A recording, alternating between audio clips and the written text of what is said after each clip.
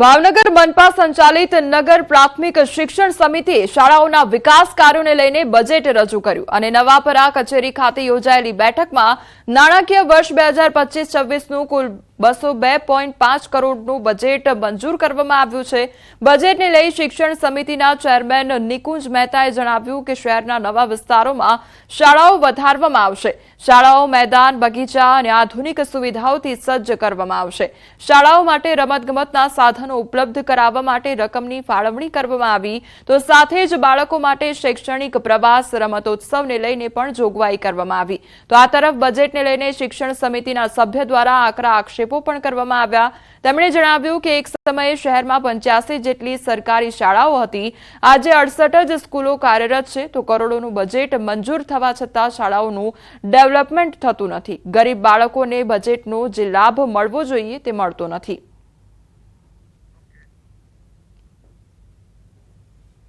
આ બજેટની અંદર મુખ્ય બાબતોમાં નવી શાળાઓ, નવી વિસ્તારો જ્યાં વધતા ગયા છે ત્યાં નવી શાળાઓ વધારવી, રમકડાઓની પણ દરેક શાળાઓની અંદર મોન્ટેસરી રમકડા જેથી કરી અને બાળકોને શૈક્ષણિક કામમાં ઉપયોગી થાય એ માટે થઈને રમકડાની પણ આગામી દિવસોમાં વ્યવસ્થા કરવાના છીએ। બજેટ રજૂ કરવા છતાં પણ ભાવનગરમાં સ્કૂલનું ડેવલપમેન્ટ જે વધવું પડે એ સ્કૂલનું ડેવલપમેન્ટ વધતું નથી। જે તે વખતે 85 સ્કૂલ હતી, આજે કમનસીબે 68 સ્કૂલ છે, પણ એમાં તો બિલ્ડિંગ તો પાછા 55 જ છે। એનો મતલબ એમ છે ધીમે ધીમે સરકારી શિક્ષણ બંધ કરી રહ્યા છે। બજેટ તો સારું સુધારો વધારો કરે, પણ જે બેનિફિટ ગરીબ માણસોના બાળકોને મળવું પડે એ મળતો નથી। ગેસ સિલિન્ડર વપરાશકારો અંગે મોટા સમાચાર સામે આવ્યા છે। 500 રૂપિયે સબસિડીવાળા સિલિન્ડરની વિચારણા અને ગૃહમાં પ્રશ્નોત્તરીમાં મંત્રી ભીખુસિંહ પરમારનો સ્વીકાર, કહ્યું સરકાર આ બાબતે વિચાર કરી રહી છે। અને વિધાનસભાના પ્રશ્નોત્તરી કાળમાં કોંગ્રેસના નેતા અમિત ચાવડાએ પ્રશ્ન કર્યો તો રાજ્યમાં ગેસના ભાવ અંગે કોંગ્રેસે પ્રશ્ન કર્યો। અન્ય રાજ્યોમાં ગેસના ભાવ સામે રાજ્યના ભાવ અંગે પ્રશ્ન ઉઠાવ્યો છે। વર્ષમાં બીપીએલ લાભાર્થીને 500 રૂપિયે ગેસ સિલિન્ડર મળે તેવી સબસિડી આપવા માંગ છે। કેમ સસ્તા ગેસ સિલિન્ડર બાબતે અમિત ચાવડાએ ગૃહમાં મુદ્દો ઉઠાવ્યો છે।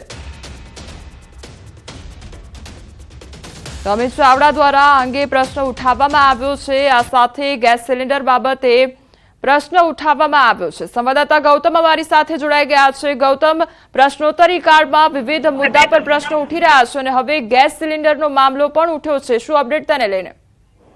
ચોક્કસથી વાત કરવામાં આવે તો વિધાનસભાનું સત્ર જે છે તે શરૂ થયું છે અને તેના આજે ત્રીજો દિવસ છે। ત્રીજા દિવસે પ્રશ્નોત્તરી કાળ અંતર્ગતના આ જે કાર્યવાહી જે છે તેની શરૂઆત કરવામાં આવી હતી। તેમાં વિધાનસભા પ્રશ્નોત્તરી કાળ દરમિયાન કોંગ્રેસના નેતા જે છે તે અમિત ચાવડા તેમણે એક પ્રશ્ન ઉઠાવ્યો હતો કે રાજ્યમાં ગેસ અંગે રાજ્ય સરકાર કેવા પ્રકારના નિયમો ઘડવામાં આવે છે, અન્ય રાજ્યોની અંદર ગેસના ભાવ સામે રાજ્યમાં જે ગેસનો ભાવ મળી રહ્યો છે તે મોંઘવારી રૂપનો ભાવ છે તે ક્યારે તેમાં સ્ટેબલ થશે તે પ્રકારની વાત જે છે તે મૂકવામાં આવી હતી કે વર્ષમાં બીપીએલ લાભાર્થીને 500 રૂપિયા ગેસ સિલિન્ડર મળે તેવી સબસિડીની માંગ જે છે તે કરવામાં આવે છે કે કેમ, તે અંગેનો પ્રશ્ન પૂછ્યો હતો અને સસ્તા ગેસ સિલિન્ડર બાબતે અમિત ચાવડાએ આ પ્રશ્ન જે છે તે ગૃહમાં ઉઠાવ્યો હતો।